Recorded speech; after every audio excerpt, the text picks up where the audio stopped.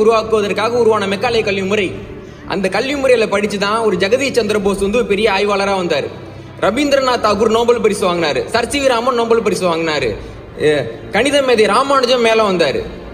ஹோமி பாபா மேல வந்தார். எல்லாம் அந்த கல்வி முறையில தான் மேல வந்தாங்க.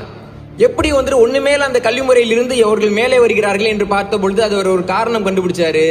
இந்த கல்வி முறையில் படித்த இந்தியர்களுக்கு உன் கல்வி முறையிலே படித்தாலும் கூட உன்னை விட நான் வசத்திரான்ற அந்த எண்ணம் இருந்தது. அவர்கள் படிக்க போகவில்லை, போட்டி போட போனார்கள் என்று எழுதுகிறார் அப்துல் கலாம். இன்னைக்கு நாம வெளிநாடுகளில் இருந்தாலும் கூட நம்முடைய லட்சியம் என்னவா இருக்கு தெரியுமா?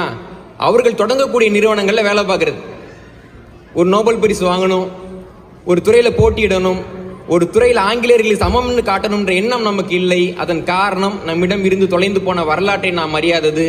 தன் வரலாறு அறியாத இனம் இறந்து போனது என்று சொல்வார் ஹோசிமின். இறந்து போன தமிழினமே உயிர் பெறு, உனது வரலாற்றை படி என்ற வேண்டுகோளை விடுத்து விடைபெறுகிறேன். நன்றி.